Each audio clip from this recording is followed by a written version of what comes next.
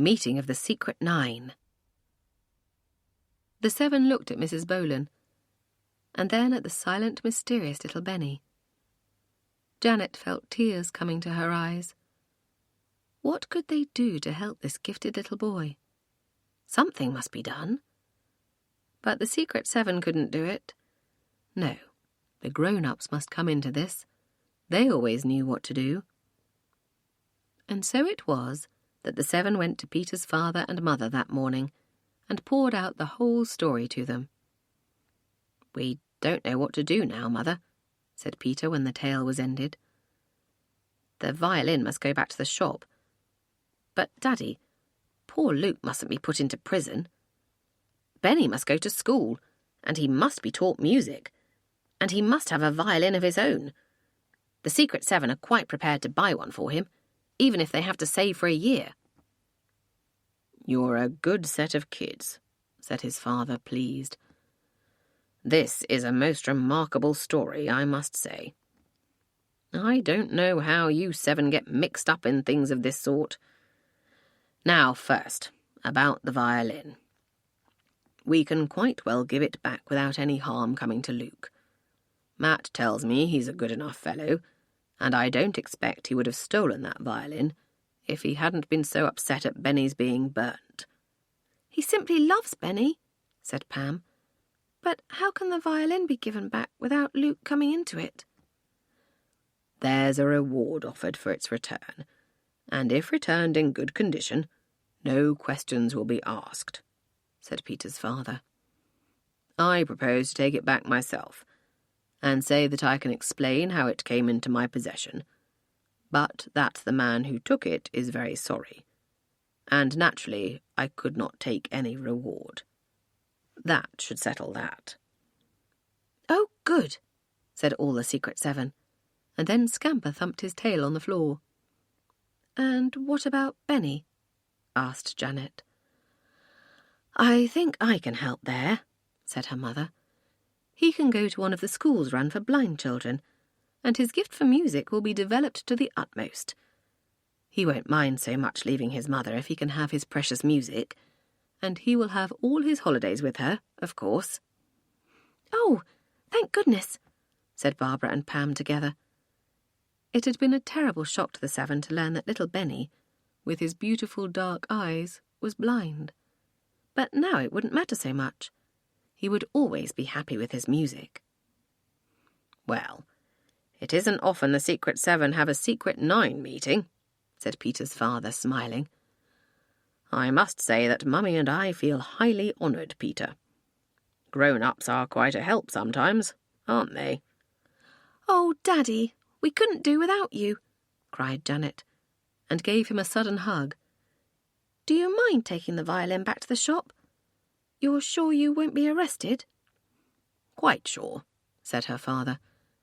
"And what's more, if the Secret Seven really do mean to get money together to buy little Benny a violin, I'd like to help too. And so would Mummy, of course. I could have a look at the violins in the music shop and see if there's one that would suit a small boy, so that Benny won't fret for his own burnt one any more." "Oh, yes," cried all the seven together, and Scamper thumped his tail once more.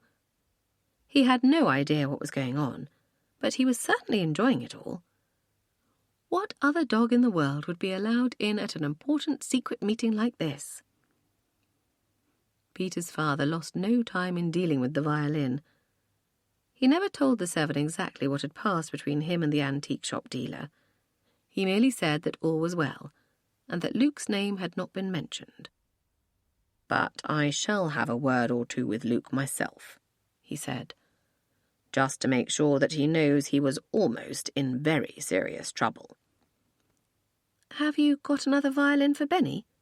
asked Janet anxiously. "You can go up to Mrs. Bolan and tell her to take Benny down to the music shop tomorrow, and they will let him try their smaller ones," said Daddy. "And then bring her here for Mummy to talk to her about school for Benny. Dear me, we do seem to be meddling in other people's affairs." "Not meddling, just giving a helping hand," said his wife. As for the secret 7, Peter, you'll have to keep them all up to the mark, you know, and help to pay for Benny's violin. The 7 kept their word, of course. They had never in their lives been so busy earning money in holiday time. They found themselves jobs of all kinds, and even Susie joined in. "Binky's gone home, thank goodness," said Jack. "So Susie is just a bit more sensible. Mother says we're to allow her to get a job and give us the money if she wants to. She says it will do Susie good." "Oh, well, if it's possible to do Susie good, by all means let her work hard," said Peter. "But all the same, she is not going to come to our next Secret 7 meeting." When the day of the meeting came, 2 days before they went back to school, what a pile of money they had to count. Plenty to buy the violin that Benny was already very, very happy with. He was to take it to the blind school with him, and that pleased him very much. "Well, you've all worked very hard," said Peter, looking round at the 7. "It's been rather exciting, hasn't it? Thanks for all your money, Secret 7. Oh, and here's a bit more." He emptied several coins onto the upturned box in front of him. "Who's that from? Susie?" asked George. "No, it's from Scamper," answered Peter with a laugh. "He gave up 2 large bones and 1 little one in order to help Benny. And here's his money." "Thanks most awfully, Scamper. You're a brick." "Ruff," said Scamper happily. "Ruff, ruff, ruff, ruff, ruff." "He says it's a pleasure to help us," said Peter solemnly. "And he really does like the Secret 7. "So do we, Peter. So do we."